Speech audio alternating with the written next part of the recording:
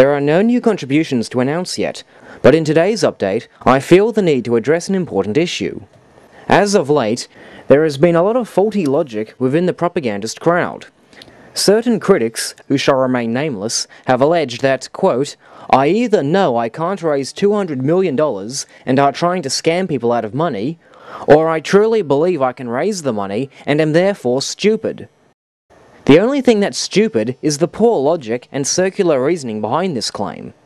Firstly, I'm obviously not trying to scam people. Why would I attempt to raise $200 million, publicly announce each donation, therefore keeping people informed on how much money I've raised, and then spend it on something else? That's just begging to be caught out, don't you think? Besides which, I've already donated $50 towards my own fundraise. Never would I ask someone to contribute financially towards something if I were not willing to do the same. So yes, I do believe that I can raise $200 million. But does that make me stupid or out of touch with reality? No, it doesn't.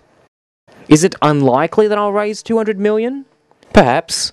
But is it possible to raise $200 million within my lifetime? Absolutely. It's entirely possible. The US Census Bureau has estimated that the total population in the United States alone is over 300 million people. If tomorrow every last one of those individuals donated $1, I would have enough money to buy 3 tickets. Then consider also that for some of these people, $200 million isn't exactly a lot of money. Mark Zuckerberg, for example, has made an estimated $13.5 billion since he co-founded Facebook. Subtracting $200 million from this would hardly scratch his earnings. Richard Branson, head of the Virgin Group, is worth $5 billion. Not as much as Zuckerberg, but still with plenty to spare. And then you've got people like Bill Gates, who has over $50 billion.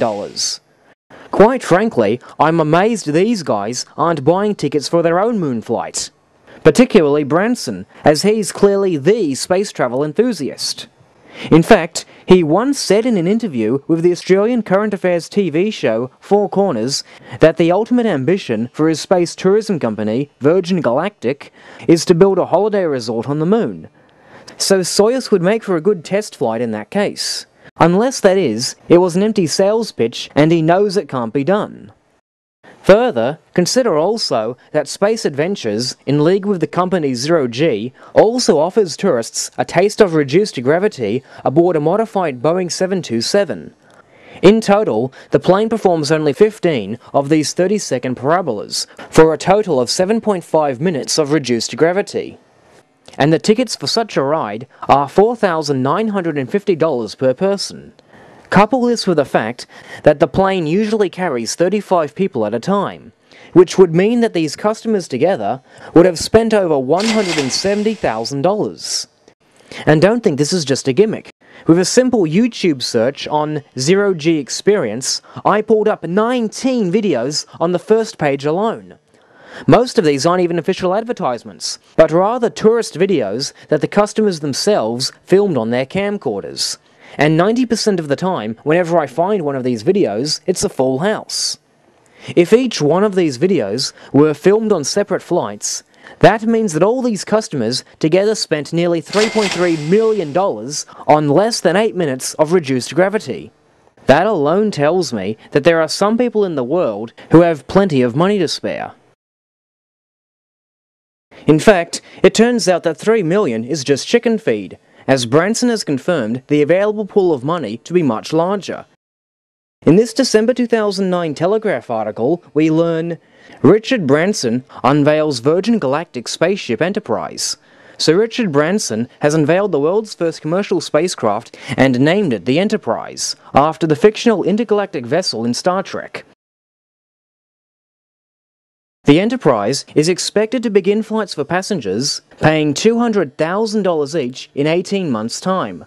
More than 300 would-be astronauts have already bought tickets for the 2.5-hour flight. So let's see. 300 people, each paying $200,000. That's $60 million, a full 30% of what I'm seeking.